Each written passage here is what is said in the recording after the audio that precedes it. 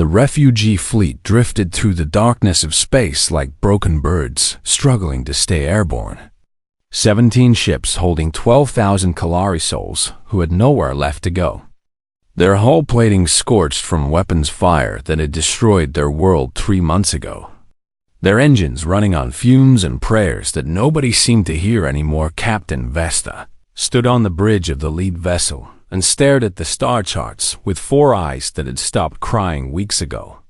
Though the pain never stopped, never even paused long enough to let him breathe without remembering everything they had lost: his homeworld burning, his government executed, his people scattered across the void like seeds thrown into a hurricane.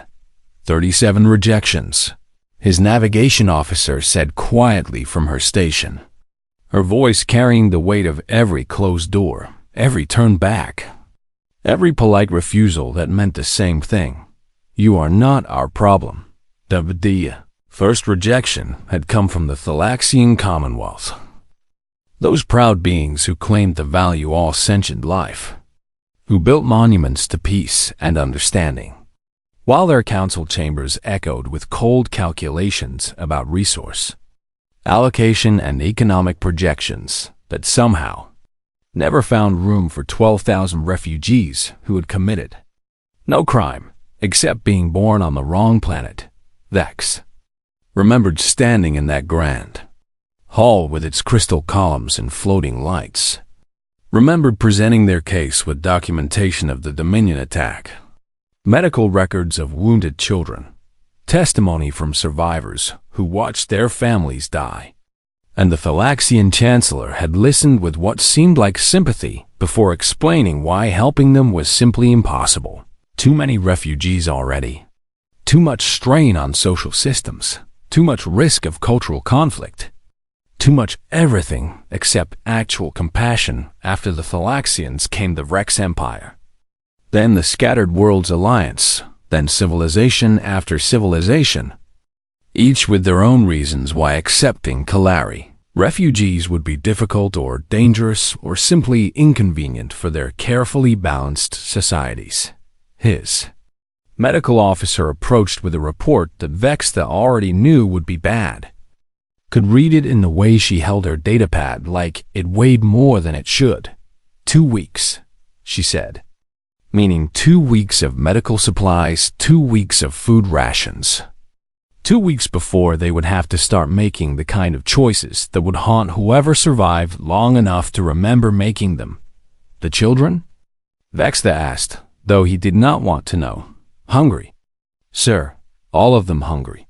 And the youngest ones are getting sick from malnutrition, from stress, from living in ships that were never meant to house people this long.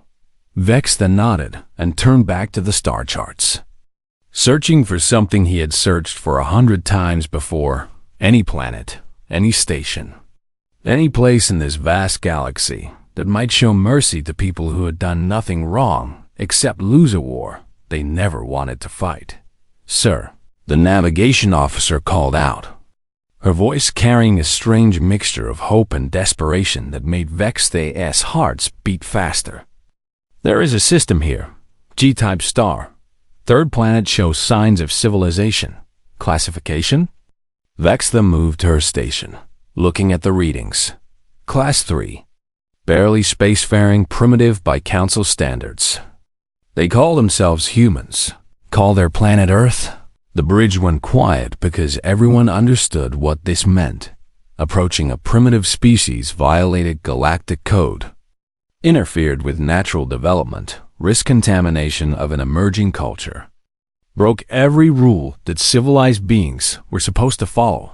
But Vexta thought about the children growing thinner every day, thought about families who had already lost everything being asked to lose even more, thought about dignity and rules and what any of it meant when people were dying. Set course, he said, his voice steady despite everything. We will not ask them for sanctuary. That would be wrong. But perhaps they can spare supplies. Perhaps they can point us toward unclaimed space where we might settle without bothering anyone. The fleet turned toward the small blue planet, moving slowly on damaged engines. And Vextha tried not to hope, because hope had failed them 37 times already. 3 days later, Earth's primitive detection systems picked up their approach. And Vextha listened to their radio chatter with translation software, heard the panic and confusion as these young species tried to understand what 17 alien ships approaching their homeworld might mean. A voice came through, speaking careful English that the translation software rendered into Kalari, asking them to identify themselves and state their intentions. A young human male who sounded nervous but determined at Vesta opened a channel and chose his words carefully, not wanting to frighten them more than his fleet's presence already had. I am Captain Vextha of the Kalari people. We are refugees fleeing the Dominion expansion. Our homeworld was destroyed 3 months ago. We have been rejected by 37 civilized worlds. We do not ask for sanctuary because that would violate your development rights. But we are desperate for supplies and coordinates to unclaimed space where we might settle without interfering with established territories. The silence that followed felt longer than the 3 months since his world died. Longer than the journey through space being turned away again and again. Longer than anything Vextha had ever experienced. Then a different voice came through. Female, older, carrying authority that made Vextha straighten despite his exhaustion. Captain Vextha. I am Ambassador Lauren Mitchell, representing the United Nations of Earth. We have received your message and are convening emergency leadership to discuss your situation. In the meantime, please accept these coordinates for a safe orbit around our moon. We will send medical supplies and food immediately. And sir, you do not have to beg us for basic decency. Vextha felt something break inside him. Something that had been holding together through rejections and loss and watching his people suffer. Felt tears start falling from eyes that had been too tired to cry.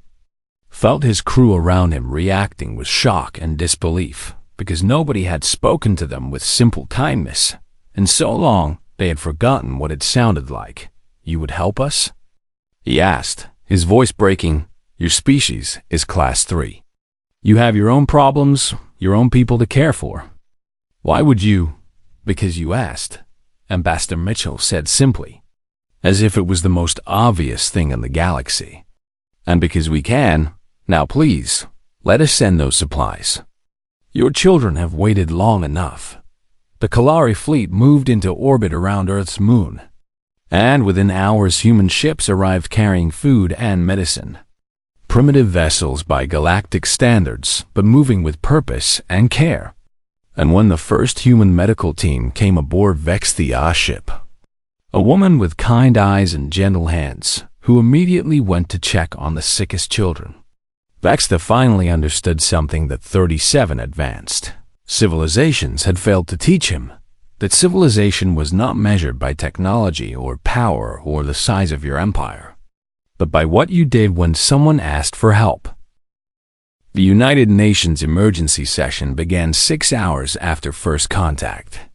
Representatives from every nation gathering in chambers that suddenly felt too small for the weight of what they were being asked to decide.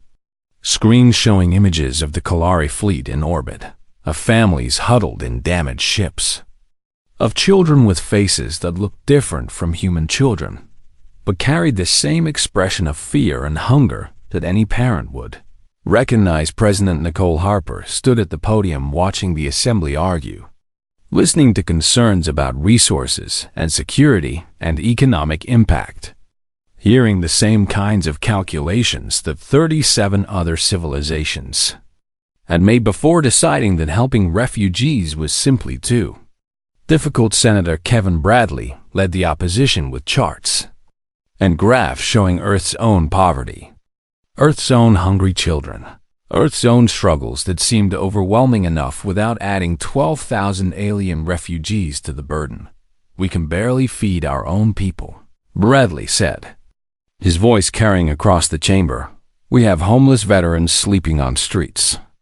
We have children going to bed hungry in every nation represented here. We have our own problems that demand our resources. And now we are being asked to take on the galaxy's problems too? The argument made sense, made the kind of cold logical sense that had convinced 37 civilizations to turn away. And Harper watched representatives nodding along, watched the tide turning toward rejection.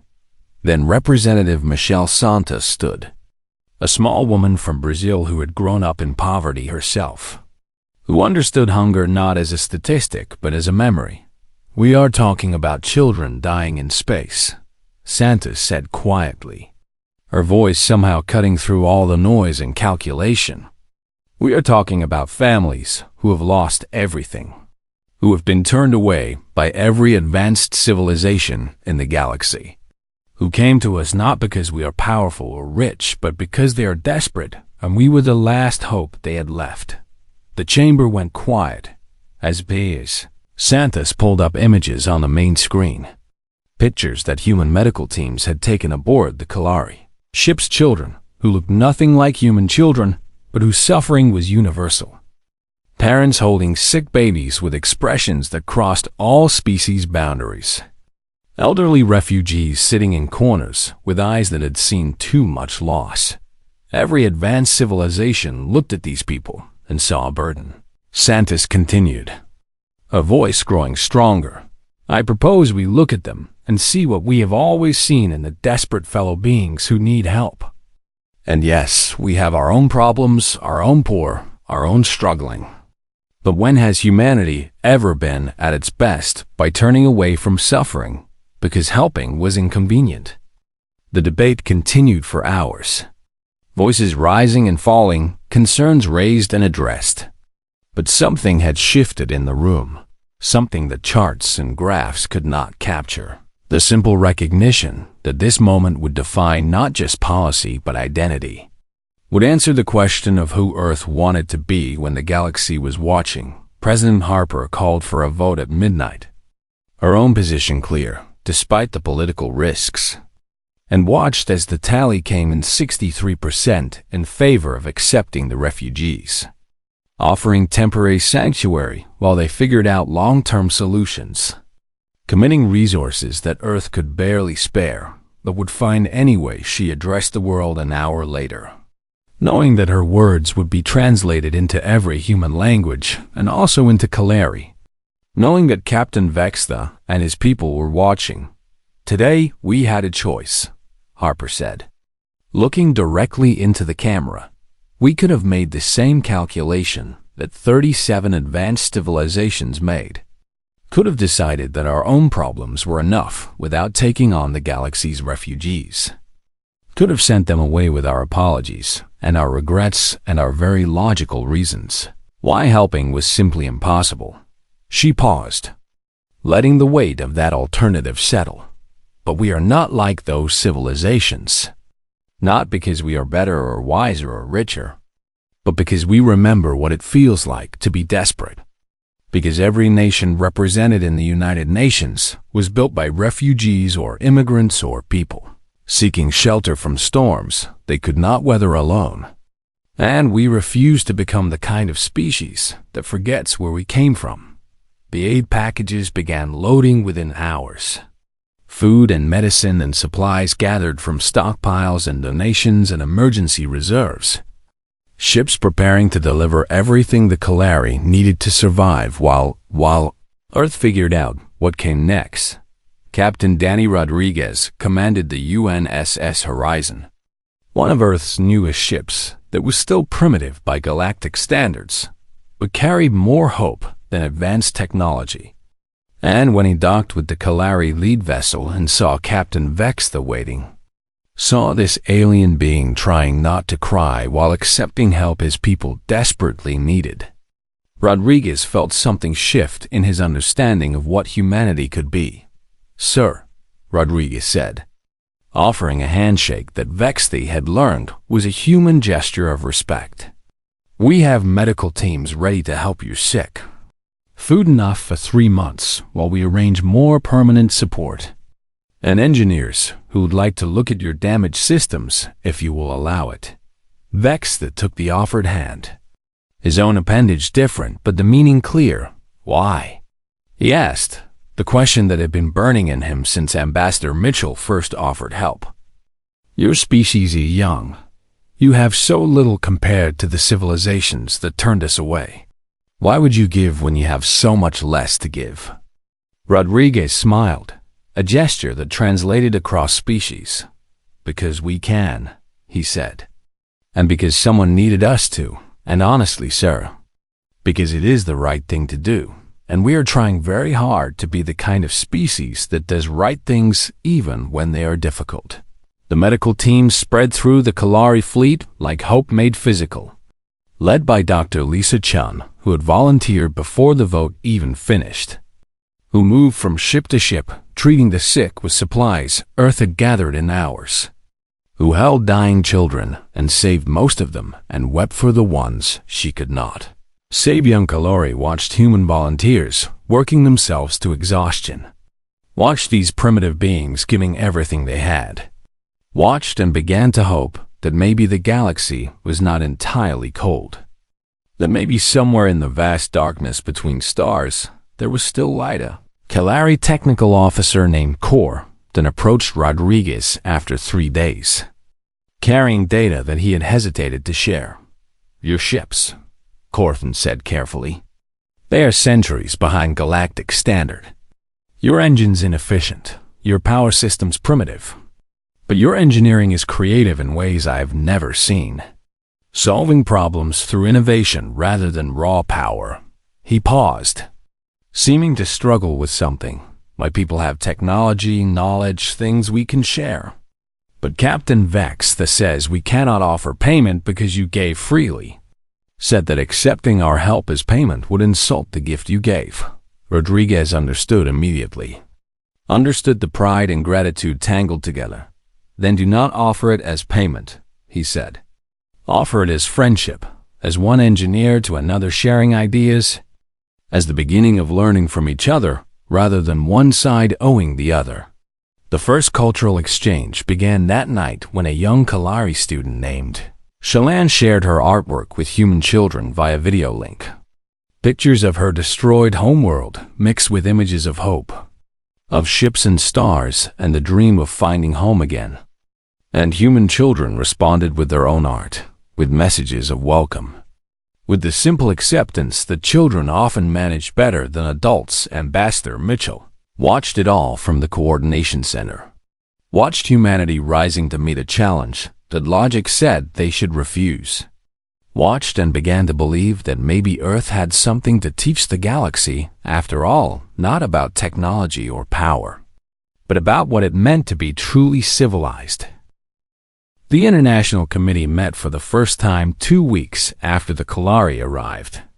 Representatives from 40 nations gathering to answer a question nobody had asked Earth before. How do you build a home for refugees from the stars when your own species barely understands the universe beyond your planet? Architect Andrew Park studied the proposals spread across the table, designs mixing human and Kalari needs, trying to imagine structures that would work for beings who saw in different spectrums, who needed different atmospheric mixtures, who carried trauma that architecture alone could never heal, orbital stations or ground settlement. Someone asked, the question that had divided the committee from the start, ground, said the Australian representative. A woman named Claire, who had been arguing for this since the beginning. We have land in the Northern Territory, space enough for a city if needed. And these people have been living in ships for months. They need soil under their feet. Need to feel permanent again. Senator Bradley attended as an observer. Still opposed but required to participate. And he raised the concerns that half of Earth was thinking, even if they were not saying them aloud. Security, he said. We know nothing about Kalari culture. Nothing about how they will integrate. Nothing about whether this works or becomes a disaster we cannot undo. The fears were real. Park knew fears that had sparked protests in major cities, demonstrations against accepting aliens, conspiracy theories about invasion disguised as refuge, terrorism threats against any settlement site that was announced. But there were other voices too. Louder voices, millions of humans who had watched the Kalari children and decided that fear was not enough reason to turn. Away teacher Ashley Morgan had volunteered for the first integrated education program before the committee even approved it, and started learning Kalari language through translation software, had prepared lesson plans for teaching human and Kalari children together because she believed that children were always the bridge between different worlds. The first class met in an orbital station converted from a storage facility. 12 human children and 8 Kalari children sitting in a circle while Morgan tried not to let her nervousness show. Tried to remember that these young beings were just children, despite looking nothing like human children. A Kalari girl named Shalane raised her hand with the tentative gesture of someone not sure if the rules were the same here. Yes, Shalane? Morgan said, proud that she pronounced the name correctly. Can I show the others my mathematics? Shalane asked, her voice small and uncertain. I do not want to seem like I am showing off, but I love numbers, and maybe I can help? Morgan smiled and nodded, and for the next hour watched as this young refugee patiently tutored human children in mathematical concepts that Earth had not discovered yet. Watched her face light up with joy at being useful again, at having something to contribute instead of just receiving. The human boy sitting next to Shalane struggled with the advanced concepts, but he kept trying, kept asking questions. And when class ended, he turned to her with the simple directness of childhood. That was really cool, he said. Can you teach me more tomorrow? And maybe I can teach you about Earth animals. We have so many different animals. The interaction lasted maybe 30 seconds. But someone had recorded it, had shared it on social media. And within hours, millions of humans were watching this simple moment of connection. Watching fear dissolve in the face of actual relationship. Public opinion began shifting like a tide turning. Not everywhere, not everyone, but enough that the protests grew quieter while support grew louder. Captain Vextha addressed the United Nations 2 months after arriving, standing in the same chamber where they had voted to accept his people. Speaking words he had prepared carefully with Ambassador Mitchell's help. You gave freely when you owed us nothing, he said. His voice translated into every human language. You shared food when your own people were hungry. Shared medicine when your own sick needed care. Shared hope when we had none left. And now you offer us land, offer us home, offer us future. He paused, struggling with emotion. We cannot repay this debt, cannot make it equal, but we can offer what we have, our knowledge, our skills, our commitment to building something good together. Not as payment, but as family contributing to family. The Kalari scientists had already begun sharing agricultural techniques that worked in harsh conditions, helping human farmers grow food in deserts. Medical knowledge curing diseases that had plagued humanity for generations. Engineering insights improving spacecraft efficiency by percentages that seemed impossible. But Vextha insisted these were gifts, not payments. Insisted that accepting his people's help as transaction would cheapen what Earth had given. The settlement broke ground 3 months after first contact. A patch of northern territory that had been empty becoming the foundation for something unprecedented. Human and Kalari working side by side with hybrid technology that neither species could have. Built a lone park, watched the construction with satisfaction. Watched buildings rising that incorporated both human and Kalari aesthetic. Watched families moving into homes that felt permanent for the first time since their world burned. The community center opened first, a symbol of cooperation with walls displaying art from both species, with meeting rooms where different beings could gather, with a school where Shalane and her human friend attended classes. Together every day President Harper attended the dedication ceremony, cutting a ribbon while cameras from around the world watched. While Kalari and humans stood together celebrating something that advanced civilizations had said was impossible. This is not charity, Harper said to the assembled crowd. to the humans and Kalari listening, to the galaxy watching Earth with growing interest. This is family. This is what we build when we recognize that borders matter less than bonds, that differences matter less than dignity, that the measure of civilization is not how we treat those who are like us, but how we treat those who need us. The settlement grew week by week, month by month, becoming a place called New Haven that represented hope made physical. And children played in streets where two species learned to live together. Learned that friendship crossed any boundary, that fear tried to build. Ashley Morgan watched her students, human and Kalari, learning from each other, teaching each other, becoming friends in the way that only children could manage. And she thought about the protests that still happened in some cities, about the fear that still existed, about how much easier it was to hate from distance than to hate someone whose child played with your senator. Bradley visited the settlement 6 months after opening.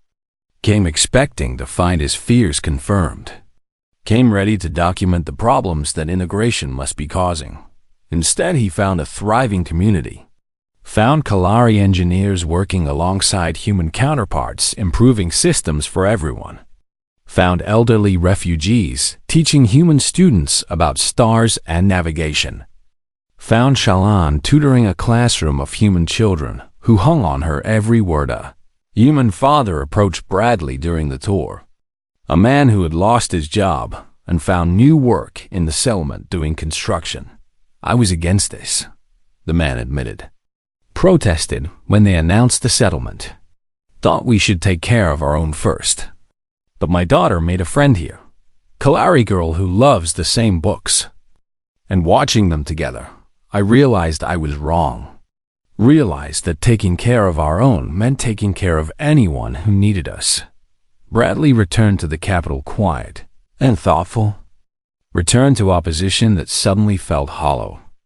Returned to find his own certainty, shaken by the simple reality that integration was working better than rejection ever had, and across the galaxy.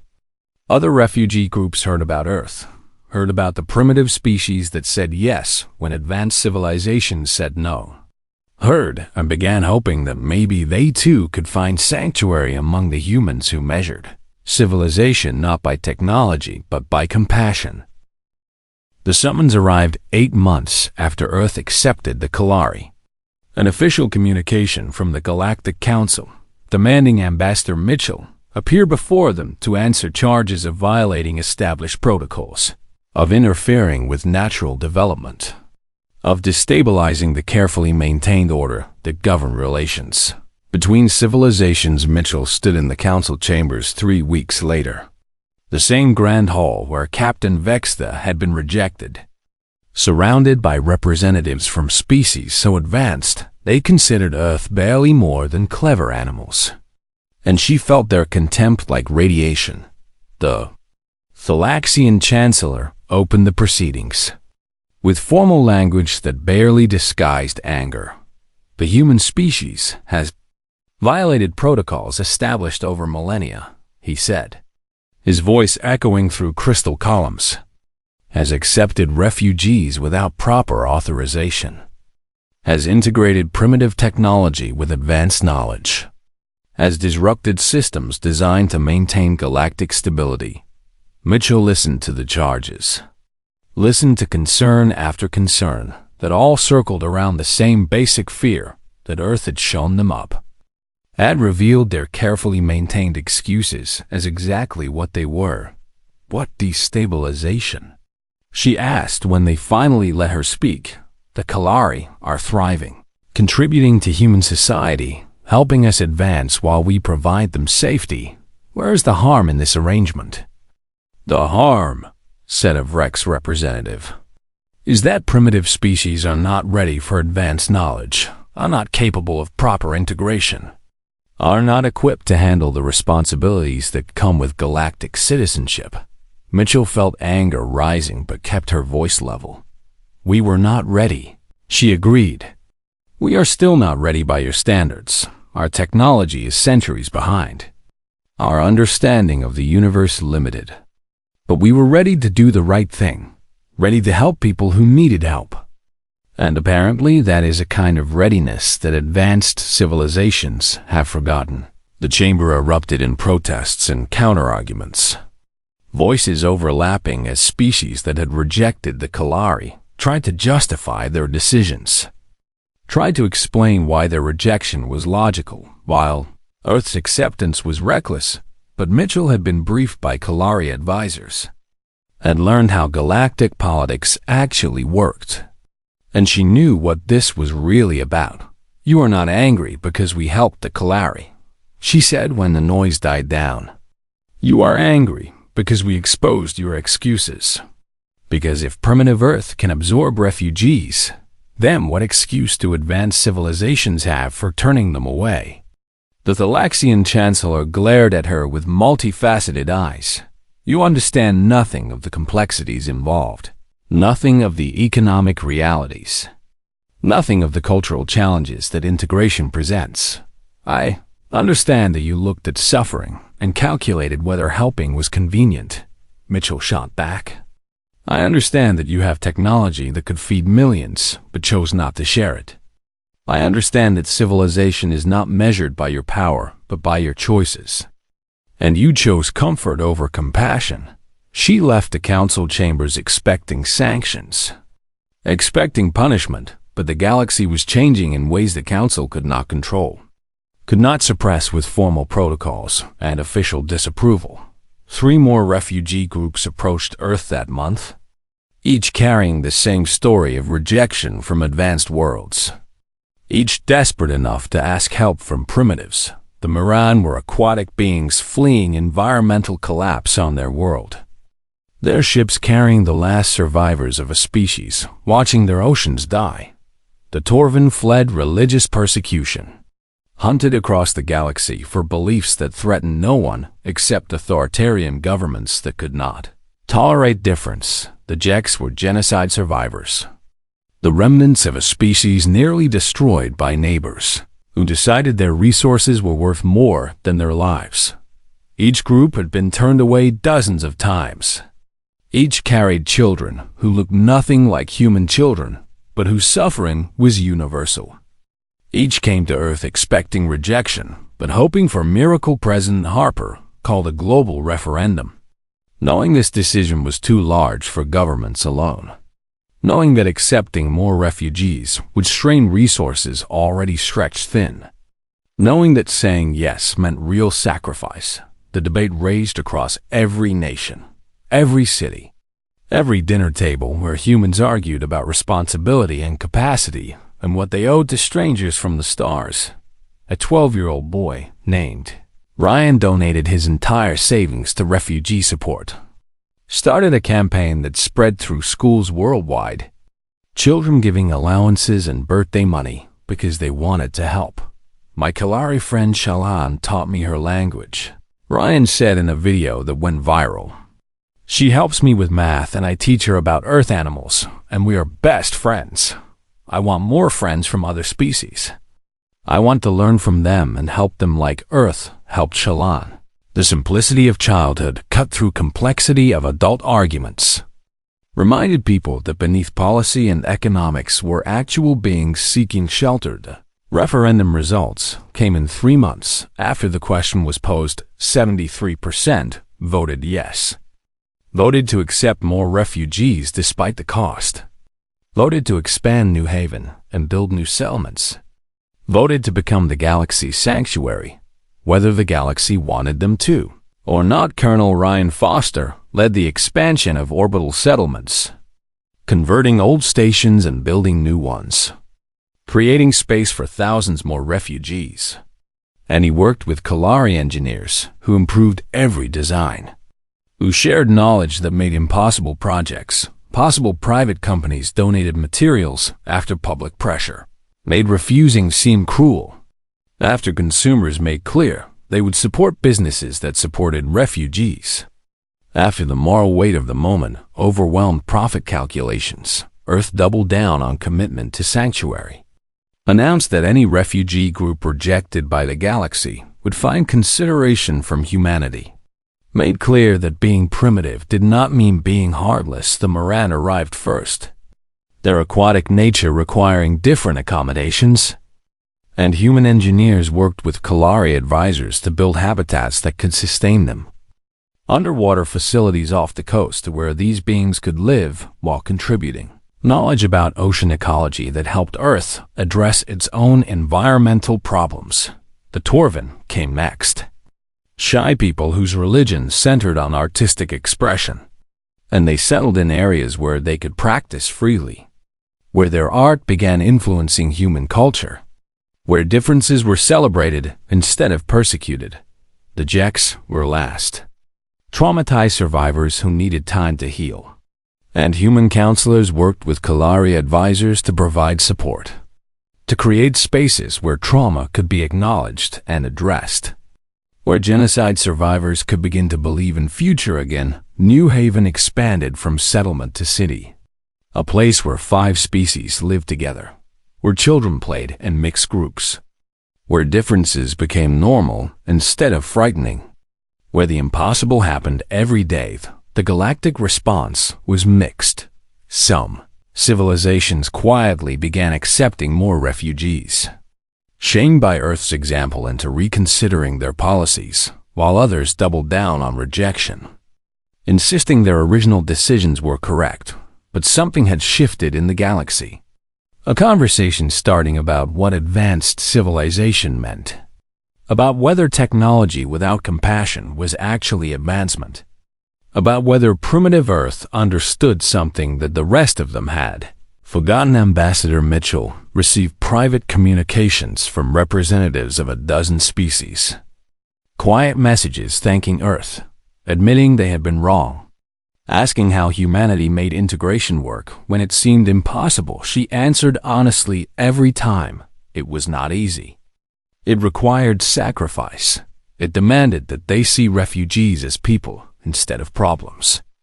But it was worth it because civilization meant taking care of each other, meant building communities instead of walls, meant choosing compassion even when convenience beckoned. Captain Vexthay watched the Moran settlement take shape and thought about his first arrival, about how close his people had come to dying in space, about how Earth had said yes when it should have said no.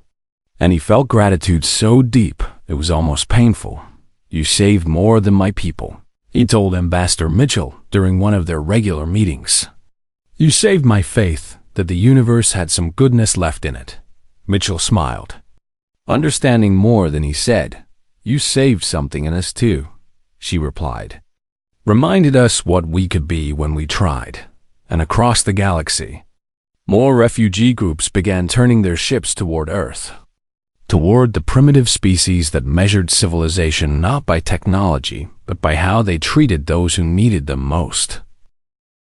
2 years after the Kalari first arrived, New Haven had grown into a thriving city where 5 species lived together in ways the galaxy insisted were impossible, where Kalari engineers worked alongside human counterparts, developing hybrid technologies that revolutionized both societies, where Moran ecologists helped restore Earth's dying oceans while learning from human determination, where Torvin artists created beauty that transcended species, where Jek survivors finally began to heal. Shine attended university now, studying medicine with the same dedication she had shown teaching human children mathematics. Her goal simple and profound: to become a doctor who could help any species, who could repay the kindness Earth showed when her people had nowhere else to go. The economic reports showed what Senator Bradley had finally admitted after his conversion, that refugee contributions exceeded costs, that integration brought benefits nobody had predicted, that New Haven had become an economic engine driving innovation across multiple fields. Human cities featured multi-species neighborhoods where difference was normal, where children grew up speaking multiple languages, where the boundaries between species mattered less each day. President Harper, now in her second term, walked through New Haven with pride, Watch the impossible made real through choice and effort and refusal to accept that compassion was impractical then. The Dominion fleet entered the solar system. 17 warships carrying the same force that had destroyed the Kalari homeworld. Moving toward Earth with weapons charged and demands transmitted ahead. Surrender all Kalari refugees immediately, the Dominion commander stated. His voice cold and absolute. They are criminals fleeing justice. They belong to the Dominion by right of conquest. You have 24 hours to comply or face consequences. The United Nations convened an emergency session. The same chamber where they had voted to accept refugees now filled with representatives facing the hardest choice, yet surrender the Kalari to almost certain death. Or fight a war against superior technology that Earth could not win. Senator Bradley spoke first. The former opponent, now defender.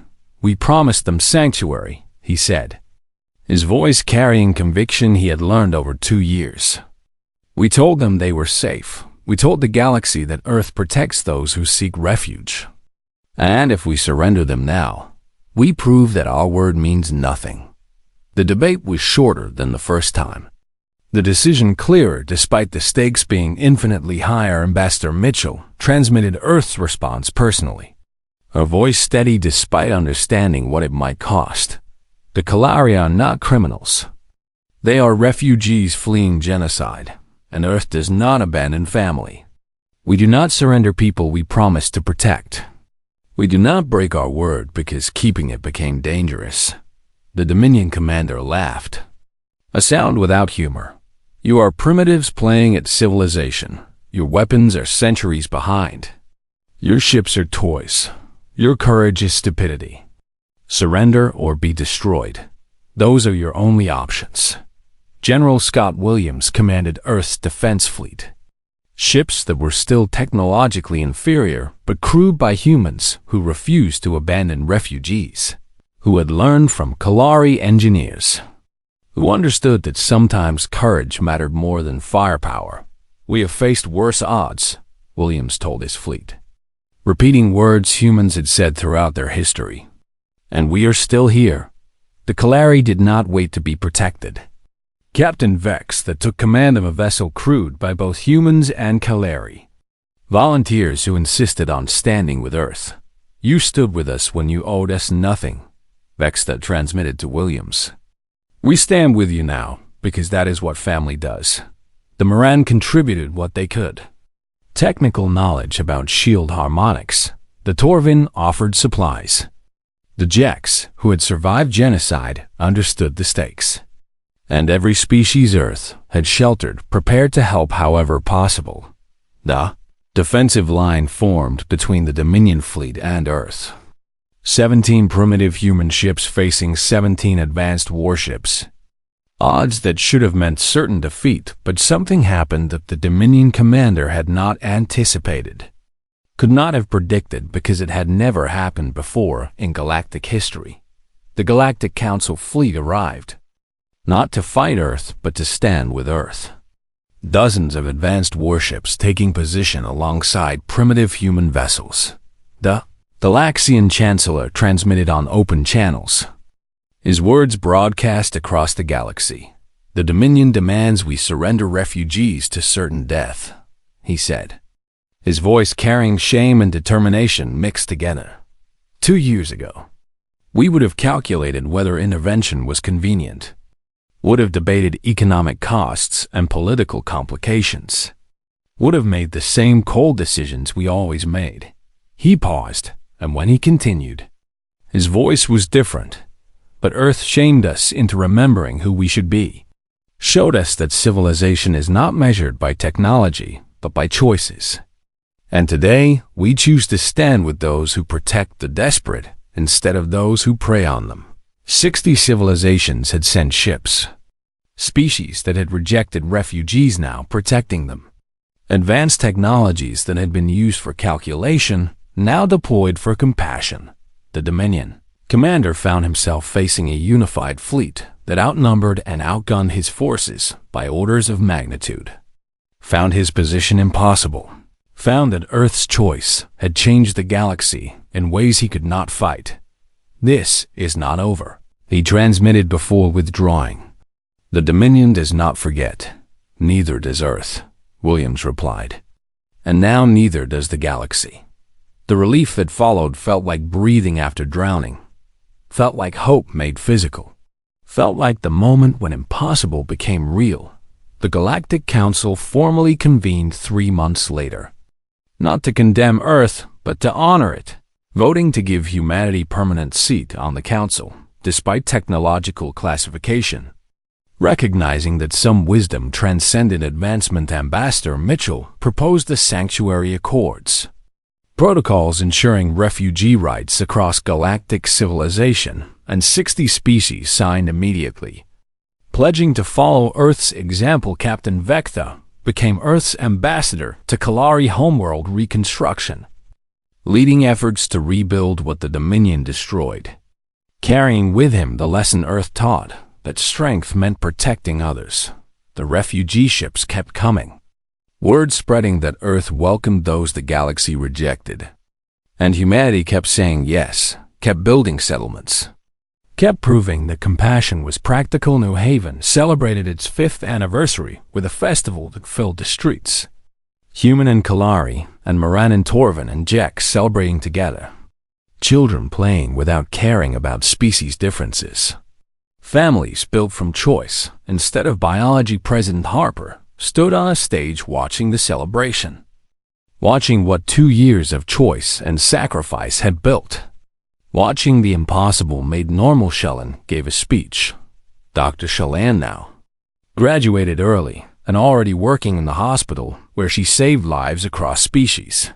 5 years ago, my people had nowhere to go, she said, her voice carrying across the crowd. 37 civilizations turned us away. 37 times we were told that helping us was impossible or impractical or simply inconvenient. She paused, composing herself. Then we came to Earth, to a species that had every reason to say no, that had their own problems and limited resources and no obligation to help strangers from the stars. Tears fell from her eyes as she continued. But Earth did not see strangers. Earth saw family. Earth saw people who needed help, and decided that was enough reason to give it, and in saving us, they reminded the galaxy what civilization truly means. The crowd erupted in applause from multiple species, different hands making the same gesture of appreciation. Every galaxy turned us away, Shellan finished, her voice breaking with emotion. But Earth said we are safe now. And that promise changed everything, changed us, changed the galaxy, changed what we all believe is possible. Harper watched former Senator Bradley standing in the crowd with a Kalari family he had sponsored.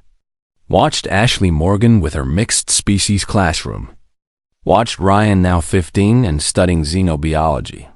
Watched Vextha standing with human officers who had become his brothers. The festival continued into the night. Celebration of what happened when species chose compassion over convenience. When primitive civilization taught advanced societies about being civilized. When refugees became family, and family meant everyone who needed sanctuary. Ambassador Mitchell stood at the edge of the celebration with a quiet smile, thinking about that first transmission when Captain Vextha asked for help. Thinking about how close Earth came to saying no. Thinking about everything that changed, because they said yes. You look satisfied, Vextha said. Joining her, I am, Mitchell replied, watching the celebration. We proved something important, that civilization is not about technology or power. It is about what we do when someone needs us. Vextha nodded, his 4 eyes watching the same scene. You taught the galaxy that lesson, he said quietly. Reminded all of us that being advanced means nothing if we forget to be kind. They stood together in comfortable silence, watching humans and Kalari and Moran and Torvin and Jack celebrating the anniversary of the day Earth became sanctuary. The day primitive species showed the galaxy what true civilization looked like. The day compassion proved stronger than fear. and across the universe. Refugee ships kept turning toward Earth, toward the blue planet where the answer to